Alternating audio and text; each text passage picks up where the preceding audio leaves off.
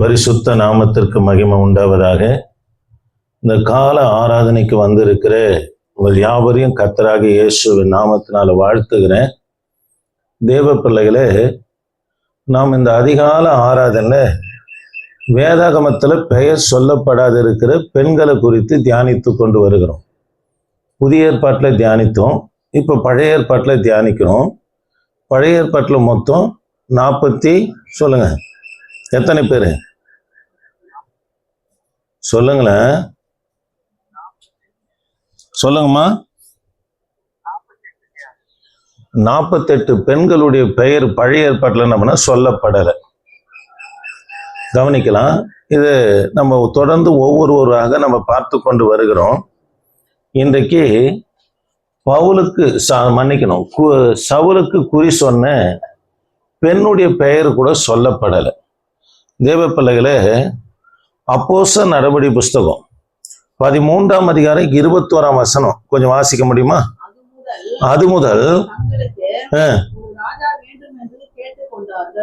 முதல் தங்களுக்கு ஒரு ராஜா வேண்டும் என்று கேட்டுக்கொண்டார்கள். அப்படியே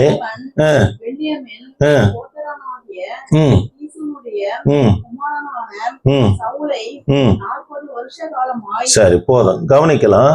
தேவ பிள்ளைகளை, சவுல ராஜாவாக தெரிந்து கொள்ளும் போது அவருக்கு வயது 30 வயதாக இருந்தது. 40 வருஷம் இஸ்ரவேலை அரசாண்டார்.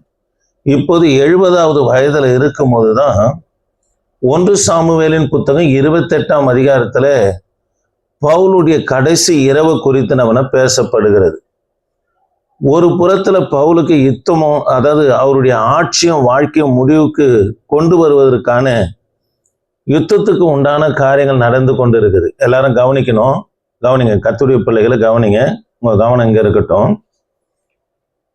சவுல் ராஜாவாகும் போது என்ன வயசு? 30. 40 வருஷம் இஸ்ரவேல அரசாளுகிறார்.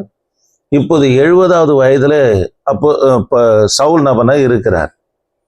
இந்த சவுல் 1 சாமுவேலின் புத்தகம் 28ஆம் அதிகாரம் தான் இவருடைய கடைசி இரவு குறித்து நம்ம பேசப்படுகிறது. ஒரு புறத்துல சவுலுடைய ஆட்சியும் வாழ்க்கையும் முடிவுக்கு கொண்டு வருவதற்கான யுத்த செயல்பாடுகள் ஆயத்தமாகுது.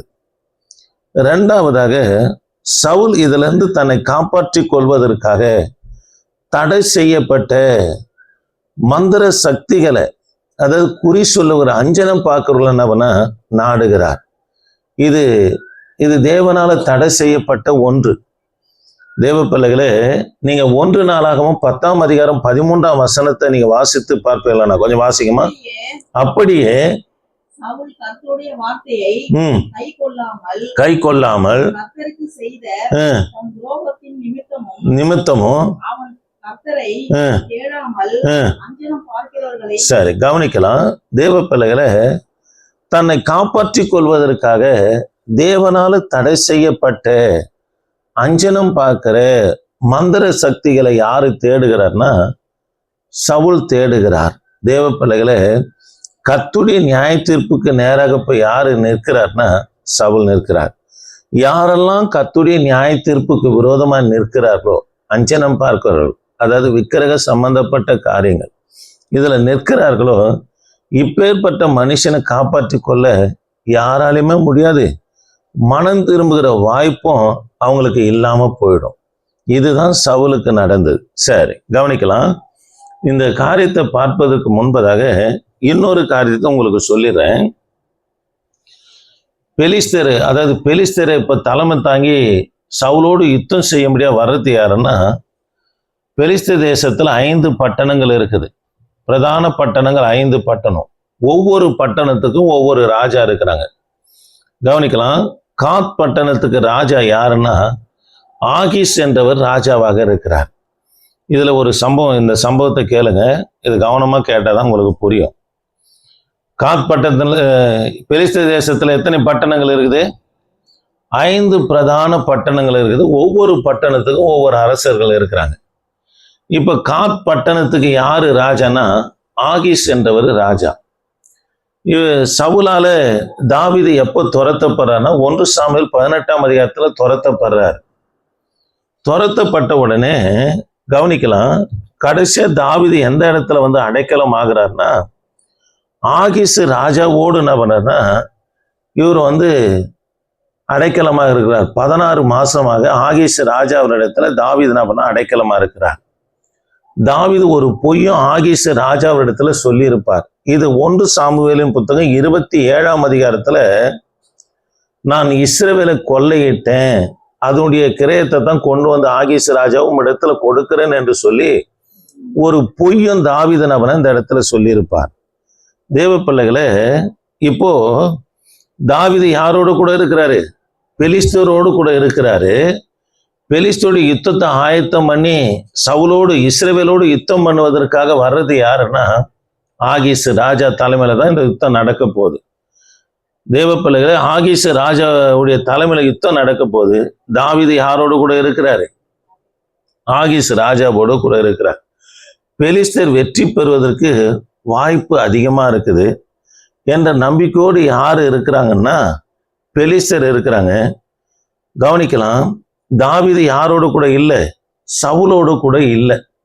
அதனால பெலிஸ்தருடைய நம்பிக்கை என்னன்னா, தாவீது நம்ம கூட இருக்கிறான், நம்மோடு கூட சேர்ந்து இஸ்ரவேலுக்கும் சவுலுக்கும் விரோதமா யுத்தம் பண்ணுவான்னு சொல்லி நம்ம வெற்றி பெறுவோம் என்ற நம்பிக்கையோடு யாரு இருக்கிறாங்கன்னா இந்த பெலிஸ்தர் ஆகீஸ் ராஜானவன நம்பிக்கையோடு இருக்கிறார். தேவ பிள்ளைகளை, எத்தனை மாசம் அடைக்கலம் கொடுத்தாரு தாவீதுக்கு அந்த ஆகீஸ் ராஜா? 16 மாதம் அடைக்கலம் கொடுக்கிறார். ஆகவே ஆகீஸுக்கு ஆதரவாக இஸ்ரவேலுக்கு எதிராக தாவீது போவார் என்று சொல்லி நனவுல இருக்கிறாங்க. ஆனா இதுல கர்த்தர் தலையிட்டு ஒரு காரியத்தை என்ன செய்யறாருன்னா, நீங்க 1 சாமுவேலின் புத்தகம் 29ஆம் அதிகாரம் 9ஆம் வசனத்தை வாசிக்கலாமா? 9ஆம் வசனம், 1 சாமுவேல் 29:9. ஆகீஸ்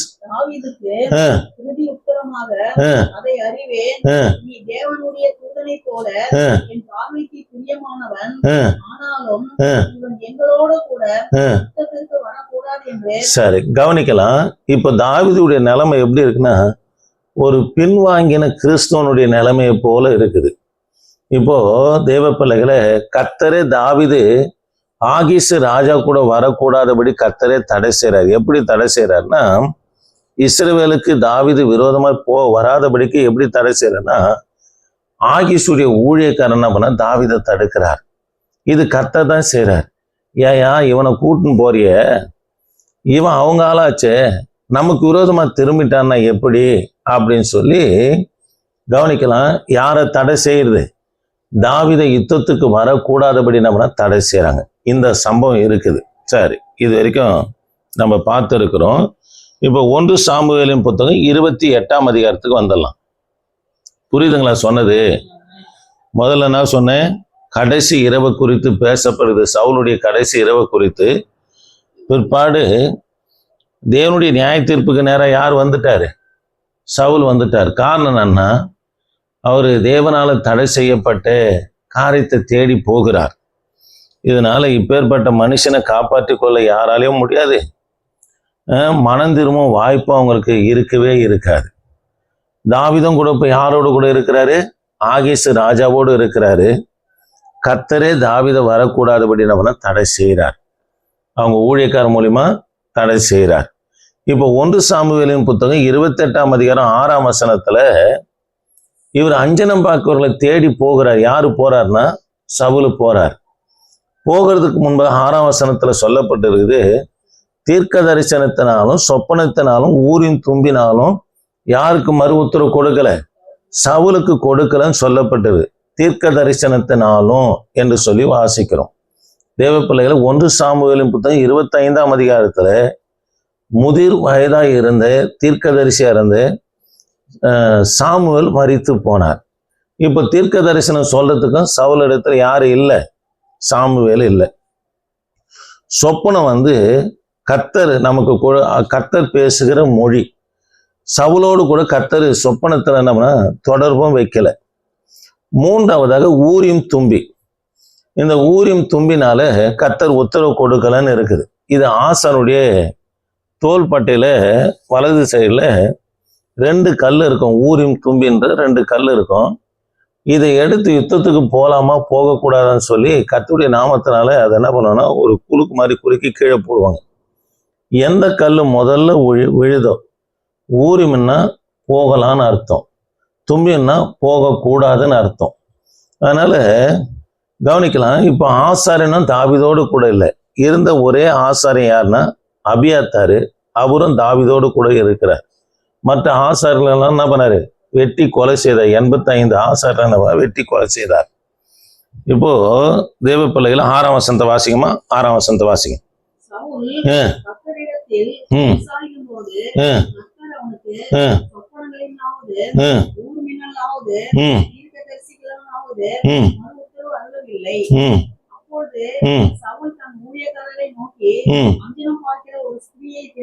தேடுங்க, நான் அவனிடத்தில் போய் விசாரிப்பேன் என்றான். அதற்கு அவனுடைய ஊழியக்காரர்கள், இதோ எந்தோரில் அஞ்சனம் பார்க்கிறார். சரி, கவனிக்கலாம். கிபியாவில இருந்து எந்தூர் மிகவும் தூரமான ஒரு காரியம். கவனிக்கலாம். சவுல் இருக்கிறது எங்க இருக்கிறாரு? கிபியாவில் இருக்கிறார். எல்லாரும் இங்க பாருங்க, போர்டை பாருங்க. கிபியாவில் சவுல் இருக்கிறாரு. ஆனா எந்தூர்ல யார் இருக்கிறாரு? அஞ்சனம் பார்க்கிற ஸ்திரீ என்ன பண்ண எந்தூர் இந்த இடத்துல இருக்கிறாங்க. கவனிக்கலாம். இந்த எந்தூர் அருகாமையில தான் யாரு எந்தூர் அருகாம என்ன இருக்குது வாசிங்க. அப்படியே தொடர் விட்டதுல இருந்து வாசிங்க.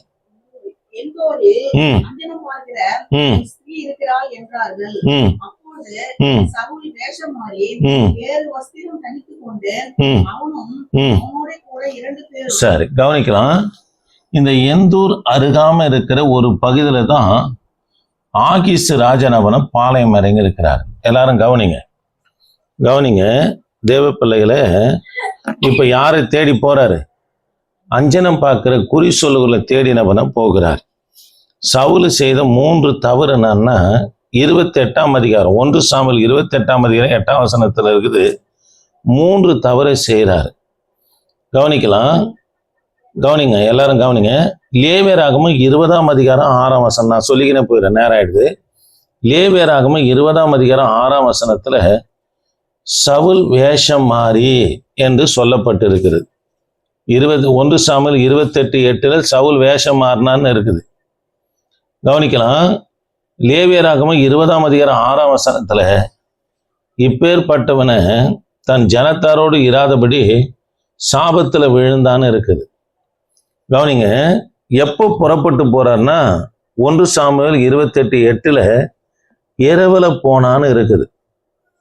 இது 2வது காரியம். முதல் செய்த தவறு என்னன்னா தன் ஜனத்தாரோடு இராதபடி எங்க போய் விழுகிறாரு?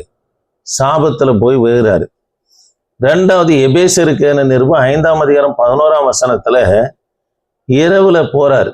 யாரு? சவுல் இரவுல போறார். அந்த இரவுல போறாரு என்பதற்கு எபேசர் 5:11 அந்தகார கிரியை என்று சொல்லப்பட்டு இருக்கிறது. விக்கிரகமா இருக்கட்டும், தேவனுக்கு விரோதமாய் செயல்படுகிற எந்த பாவமா இருக்கட்டும், குறி கேட்கறது, அஞ்சனம் கேட்கறது, இது என்னன்னு சொல்லப்பட்டு இருக்குது? அந்தகாரத்தின் கிரியே, பிசாசின் காரியம் என்று சொல்லப்பட்டு இருக்கிறது. லேவியராகமம் 19ஆம் அதிகாரம் 31ஆம் வசனம் அஞ்சனம் பார்க்க ஸ்திரியை தேடி போனார்னு இருக்குது சவுல். அதாவது 1 சாமுவேல் 28:8 அஞ்சனம் பார்க்கிற ஸ்திரியை தேடி போனார்னு இருக்குது. ஆனா லேவியராகமம் 19:21 அஞ்சனம் பார்க்கணும், குறி சொல்லணும், தேடக்கூடாது என்று கர்த்தர் என்ன பண்ண கட்டளை கொடுக்கிறார். இப்போ சவுல் 3 விதமான தவறை செய்கிறாரு. 1, வேஷம் மாறி தன் ஜனத்தாரோடு இராதபடி சாபத்தை வரவைத்துக் கொள்றார். 2வது இரவுல போறாரு. அந்தகார கிரிகளை, அது பிசாசுடைய காரியம். 3வதாக தேவ பிள்ளைகளை அஞ்சனம் பார்க்கிற ஸ்திரியை தேடி போகவே கூடாதுன்னு சொல்லி கர்த்தர் கட்டளை கொடுக்கிறார். இவர் எதை தேடி போறாரு? அஞ்சனம் பார்க்கறது, நாள் பார்க்கறது, 4 நட்சத்திரம் பார்க்கறது, ஜாதகம் பார்க்கறது, ராகாலம் யமகண்டம் பார்க்கறது, இதெல்லாம் அதாவது தேடக்கூடாதுன்னு சொல்லி கர்த்தர் பார்க்கக்கூடாதுன்னு சொல்லி கர்த்தர் கட்டளை கொடுக்கிறார். அதை தேடிதான் யாரு போறாரு? சவுல் ராஜா போறாரு. 1 சாமுவேல் 28ஆம் அதிகாரம் 8ஆம் வசனம் 10ஆம் வசனத்தை வாசித்து பார்ப்போம்னா அந்த பெண்ணு கேட்குறாங்க, நான் உனக்கு யாரை எழும்பி வர பண்ணணும் அப்படின்னு சொன்ன உடனே அவ அஞ்சனம் பார்க்குறோம்னா மரித்த ஆவிகளோடு தொடர்பு கொண்டு பேசுறவங்க. உனக்கு யாரை எழும்பி வர பண்ணன்னு கேட்டோன்னே எனக்கு சாமுவேலை எழும்பி வர பண்ணன்னு சொல்றாரு. தேவ பிள்ளைகளே, உன்னை காப்பு வாசிக்கலாமா? 28:9 அந்த ஸ்திரீ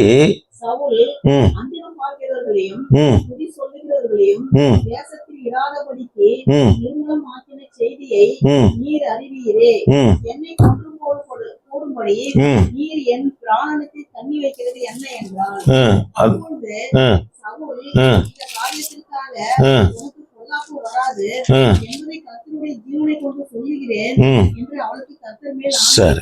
கவனிக்கலாம் தேவ பிள்ளைகளே, அந்த குறி சொல்லுகிற பெண்ணுக்கு நான் உன்னை காப்பேன் என்று கர்த்தருடைய பேர்ல என்ன ஆணையிட்டார் என்று சொல்லப்படுகிறது. கடைசியா கர்த்தருடைய பெயரை உச்சரிக்கிறது எப்பன்னா இந்த இடத்துல தான் கடைசியா சவுல் கர்த்தருடைய பெயரையே உச்சரிக்கிறார். தேவ பிள்ளைகளை சொல்றாரு, அஞ்சனை பார்க்குற ஸ்திரீ பயப்படுறாங்க சவுலை பார்த்தியான்னா, அவர் ராஜாவான புதுசுல அஞ்சனம் பார்க்குற ஒருவரும் இஸ்ரவேலில் இருக்கக்கூடாதுன்னு சொல்லி துரத்தினவர், வெட்டினவர். இப்போ அஞ்சனம் பார்க்குற ஸ்திரியை தேடி போன உடனே என்னால் உனக்கு எந்த ஒரு ஆபத்தும் வராது, அஞ்சனம் பார்க்குறவளே, இது கர்த்தருடைய ஜீவனை கொண்டு உனக்கு நான் என்ன பண்ணுறேன், ஆணை இடுகிறேன் என்று என்ன பண்ண சொல்கிறார். தேவ பிள்ளைகளே, யாத்திராகமம் 22:18 பாருங்க, சூனியக்காரியை உயிரோடு வைக்க வேண்டாம் என்று கர்த்தர் சொல்றார். ஆனா இவரு என்ன சொல்றாருன்னா, நான் உன்னை காப்பேன் என்று சொல்லி கர்த்தருடைய பேர்ல என்ன பண்றாரு, ஆணை இடுகிறத என்ன பண்ண பார்க்கிறோம். யாத்திராகமம் 22:18 வசனத்தை, சூனியக்காரி உயிரோடு வைக்க வேண்டாம் என்ற வசனத்தை யாரு மீறாரு? சவுல் மீறார். கவனிக்கலாம். இப்ப 10ஆம் வசனம் வாசிக்கும். 1 சாமுவேல் 28:10. 1 சாமுவேல் 28:10. கொஞ்சம் வேகமா இருங்க, நீங்க ஏன் அந்த சைடு வரீங்க? அப்பொழுது சவுல் இந்த காரியத்திற்காக உனக்கு பொல்லாப்பு வராது என்பதை கர்த்தருடைய ஜீவனை கொண்டு சொல்லுகிறேன் என்று அவளுக்கு கர்த்தர் மேல் ஆணையிட்டான். கவனிங்க, லேவியராகமம் 20ஆம் அதிகாரம் 27ஆம் வசனம். 20:27 பாருங்க. அஞ்சனம் பார்க்கும் குறி சொல்லுகிறவர்களுமாய் இருக்கிற புருஷனாகிலும் ஸ்திரியாகிலும் கொலை செய்யப்பட வேண்டும், அவர்கள் மேல் கல் எறிவார்களாக, அவர்கள் இரத்த பழி அவர்கள் மேல் இருக்க கடவுது என்று சொல் என்றார். தேவ பிள்ளைகளே, லேவியராகமம் 20:27 அஞ்சனம் சொல்லுகிற பார்க்கிற ஸ்திரியா இருக்கட்டும் புருஷனா இருக்கட்டும், அவங்க என்ன பண்ணணும், கல்லெறிந்து கொல்லப்படணும், அவங்க தேசத்துல இருக்கக்கூடாது என்று கர்த்தர் கட்டளை கொடுக்கிறார். ஆனா இவர் என்ன பண்றாருன்னா, கர்த்தருடைய பேர்ல ஆணையிட்டு நான் என்ன பண்ணுவேன், உன்னை காப்பேன் என்று வாக்கு பண்றார். 2வது காரியம் கவனிக்கலாம். 11 22 வரைக்கும் 1 சாமுவேல்ல நீங்க வாசித்து பார்ப்போம்னா, வாசிங்கம்மா. 1 சாமுவேல். அப்பொழுது அந்த ஸ்திரீ, உனக்கு நான் யாரை எழும்பி வர பண்ண வேண்டும் என்பதற்கு அவன் சாமுவேலை எழும்பி வர பண்ண வேண்டும் என்றான். அந்த ஸ்திரீ சாமுவேலை கண்ட மாத்திரத்தில் மகா சத்தமாய் கூப்பிட்டு, சரி இங்க கவனிங்க, கவனிக்கலாம். உனக்கு யாரை எழும்பி வர பண்ணணும்னு சொல்லி கேட்கிறா. சாமுவேலை என்று சொல்லுகிறார். தேவ பிள்ளைகளை, மரித்த ஆவியை கொண்டு வர தரையில இருந்து முணுமுணுத்து ஊதுவார்கள் என்று சொல்லி ஏசாயா தீர்க்க தரிசன புஸ்தகம் 29:4, ஏசாயா தீர்க்க தரிசன புஸ்தகம் 8:19 நீங்க வாசித்து பார்ப்போம்னா சொல்லப்பட்டு இருக்குது. நானே வாசிக்கிறேன் பாருங்க. 8:19 இருக்குது பாருங்க. 8:19 பாருங்க. அவர்கள் உங்களை நோக்கி அஞ்சனம் பார்க்கிற இடத்திலும் முணுமுணு என்று ஊதுகிற குறிக்காரர் இடத்திலும் விசாரிங்கள் என்று சொல்லும்போது, ஜனங்கள் தன் தேவனிடத்தில் விசாரிக்க வேண்டியது அல்லவா, உயிர் உள்ளவனுக்காக செத்தவனிடத்துல விசாரிக்கலாமா? அப்ப அஞ்சனம் பார்க்குறவங்க மண்ணை நோக்கி பூமியை நோக்கி என்ன பண்ண முணு ஊதுவாங்களாம். ஆண்டவர் சொல்றாரு, செத்தவனுக்கு உயிரோடு இருக்கவனுக்காக நீ யார் இடத்துல போய் விசாரிக்கிற, செத்தவனிடத்துல விசாரிக்கிற என்று என்ன பண்ண ஆண்டவர் என்ன பண்ண சொல்றார். அல்லேலூயா. சரி கவனிக்கலாம். இப்போ சாமுவேலை போல ஒரு உருவம் வருது. அது சாமுவேல் அல்ல, வயதான தோற்றம், சால்வை போத்தின்னு இருக்கிறது போல இருக்குது. யாரை காண்கிறேன்னு சொல்லி சவுல் சொல்றாரு. அதுக்கு அந்த குறி சொல்லுகிற பெண்ணு சொல்றா, அஞ்சனம் பார்க்குற பெண்ணு சொல்றா, வயதானவர் சால்வை போர்த்திக்கின்னு மெதுவாக நடந்து வரான்னு சொன்னோன்னே, அப்போனா அது யாரு? சாமுவேல் தான் அப்படின்னு சொல்லி சொல்றா. யார் சொல்றாரு? சவுல் சொன்ன உடனே அது சாமுவேல் அல்ல, மரித்தவர்களுக்கு பூமியில பங்கே இல்லை. புரியுதுங்களா? மரித்தவங்க பூமிக்கு திரும்ப வரவே மாட்டாங்க. அவங்க பிள்ளைகள் கனமடைஞ்சாங்களா கனவனப்பட்டாங்களா என்பதை ஒன்றுமே அறிய மாட்டாங்க. இதை தான் யோபு சொல்றாரு, நான் திரும்பி வரக்கூடாத வழி என்ன பண்றேன், போகிறேன் என்று சொல்றாரு.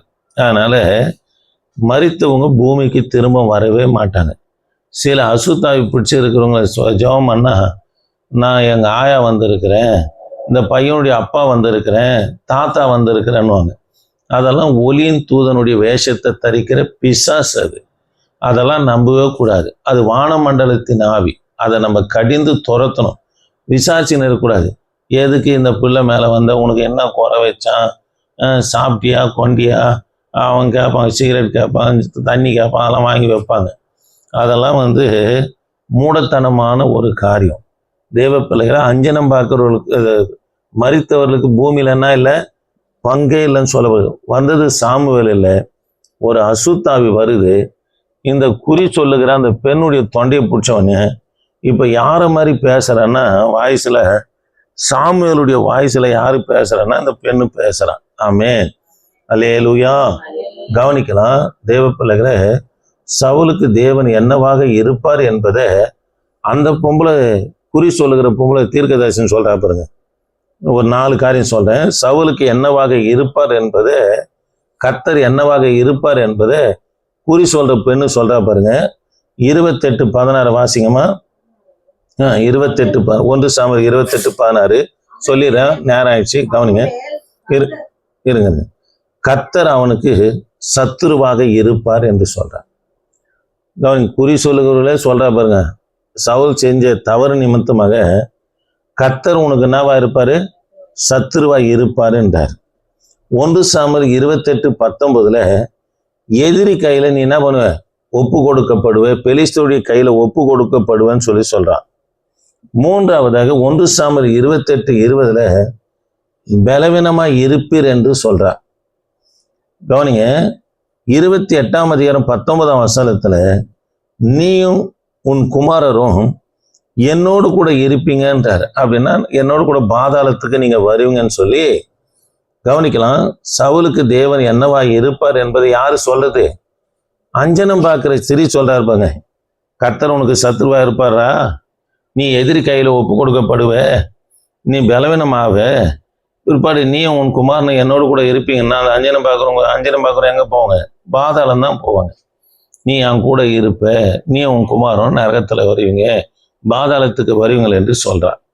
ஆக எனக்கு அன்பான கர்த்தருடைய பிள்ளைகளை, ஆண்டுடைய பிள்ளைங்க, கவனிங்க, கர்த்தருடைய வேத வசனத்தை மீறி நடந்துட்டு மன்னிப்பு கேட்கக்கூடாதுங்க. மன்னிப்பு கேட்டால் மன்னிப்பாரான்றது எனக்கு உண்மையிலுமே தெரியல. சிலர் நினச்சிக்கிறீங்க கர்த்தர் மன்னிச்சிடுவார்னு.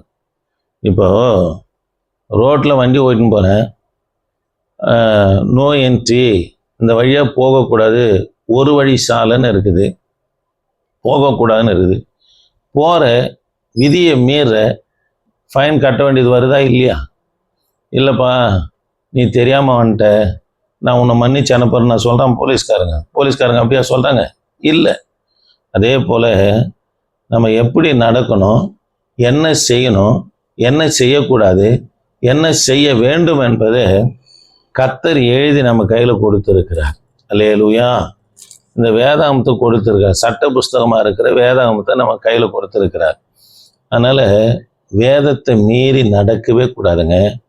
119ஆம் வசனத்தில் எஸ்ரா சொல்லுவார், நான் என் தேவனாகி கர்த்தருக்கு துரோகம் செய்யாதபடி அவர் கட்டளை இருதயத்தில் வைத்து காத்து கொண்டேன்னு சொல்லுவார். அதனால் நமக்கு போதிக்கப்படுறதெல்லாம் எதுக்காகனா, கர்த்தருக்கு விரோதமாக செயல்படக்கூடாது, அதை ஆண்டுடைய வார்த்தை இருதயத்தில் வச்சு நம்மளை காத்து நடந்து கொள்ளும்படியாக தான் வேத வசனம் எழுதி கொடுக்கப்பட்டு இருக்கிறது. ஆமென், அல்லேலூயா. அதனால தேவ பிள்ளைகளை, பாவம் செஞ்சுட்டு விக்கிரகாராதனை செஞ்சுட்டு கர்த்தருடைய காரியங்களை மீறி அஞ்சனம் பார்க்குறது, குறி கேட்கறது, 4 நட்சத்திரம் பார்க்குறது, அவங்களோட கூட்டாக போயிட்டு கூத்தடிச்சிட்டு வந்து கர்த்தர் மன்னிச்சிடுவா நீங்கள் வந்து ஆனமனா, அதெல்லாம் ஒரு நாளும் கர்த்தர் மன்னிக்கவே மாட்டார். அதனால் இன்னைக்கு கர்த்தர் பேசுகிறார் உங்களிடத்துல, நல்லா ஒப்பு கொடுங்க. ஆண்டவரே, என் ஜீவனே போனாலும் நான் இனி அந்த காரியத்துக்கு போக மாட்டேன்னு உங்களை அர்ப்பணித்து பாருங்க. அந்த அர்ப்பணிப்பு உண்மையாக இருந்ததுன்னா நிச்சயமாக ஆண்டவர் மன்னிப்பார். இல்லை மாயமாலமான காரியமாக இருக்குமானா, இதை தான் சங்கீதம் 18 சொல்கிறாரு, அவர் உத்தமனுக்கு உத்தமனா, புனிதனுக்கு புனிதனா, மாறுபடுகிறவனுக்கு கர்த்தர் மாறுபடுகிறவராய் தோன்றுகிற தேவனா. அதனால் நம்ம எப்படி இருக்கிறோமோ அப்படிதான் கர்த்தர் நமக்கு இருப்பார். இதை தான் தாவீதும் கூட தன் மகனிடத்துல சாலமோனிடத்துல கடைசியாக சொல்லுவார், என் குமாரனாகிய சாலமோனே, நீ கர்த்தரை தேடினா அவர் உனக்கு தென்படுவார். அவரை நீ கைவிட்டேனா, அவரை நீ விட்டுட்டேனா, அவர் உன்னை எந்தெந்த என்ன பண்ணுவார், கைவிடுவார் என்று சொல்றார். அதனால நாம் எப்படியோ நமக்கு தேவன் அப்படியே காணப்படுவார். ரொம்ப எச்சரிக்கையா இருங்க, ரொம்ப எச்சரிக்கையா இருங்க. எப்படி ஆகிலும், அதாவது விக்கிரக ஆராதனையை பிசாசுடைய காரியங்கள் நம்ம இடத்துல கொண்டு வர முடியாது பிசாசுன்னு நினைப்போம். ஒருத்தர் என்னை கூட்டின்னு போய் அங்கே பஞ்சாயத்து நடக்குது, நீ வந்து உட்காரன்னு சொல்லி என்னை பைக்கில் கூட்டின்னு போகிறாரு அந்த கோயிலாண்டி. எஸ் வேண்டு என்னடா இவங்க இப்படி பண்ணிட்டாங்களா அப்படின்ட்டு போய்க்கினாக்கிறேன். அவர் டக்குன்னு எடுத்துட்டு, எப்பா நீ போயிடு, நீ ஊழியக்காரன், நான் போய்க்கிறேன். ஆமாங்க தேவ பிள்ளைகளை, உனக்குள்ள அந்த ஆவியானவர் இருப்பாரனா, பரிசுத்த ஆவியானவர் இருப்பாருன்னா உன் வாழ்க்கையில் அதை அனுமதிக்கவே மாட்டாங்க. ஆமாங்க, அனுமதிக்கவே மாட்டாங்க. நமக்குள்ள என்ன ஆவி இருக்குதுன்னு பாருங்க. மாய்மால ஆவி இருக்குதா இல்லை பரிசுத்த ஆவி இருக்குதான்னு சொல்லி உங்களை நீங்களே பரிசோதித்து பாருங்க. கர்த்தர் நமக்கு சத்துருவா மாறவே கூடாது. மாறினார்னா நம்ம எதிரியுடைய கையில் ஒப்பு கொடுக்கப்படுவோம், பலவீனம் ஆயிடுவோம், பாதாளம் போயிடுவோம். முழங்கால் படி இல்லாமா? என் ஆண்டவரே, நாங்கள் உம்மை துதிக்கிறோம். இந்நாளில் சவுலை குறித்து நாங்கள் பார்த்தோம். எங்களோடு கூட கர்த்தர் நீங்கள் பேசி கொண்டு வரீங்க ஐயா.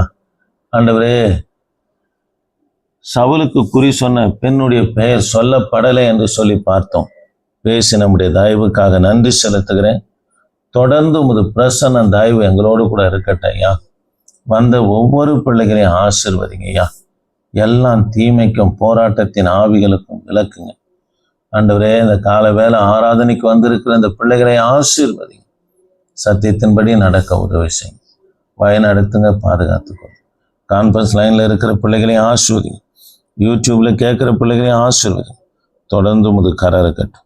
இயேசு நாமத்தில் ஜெபிக்க நல்ல பிதாவே, ஆமென்.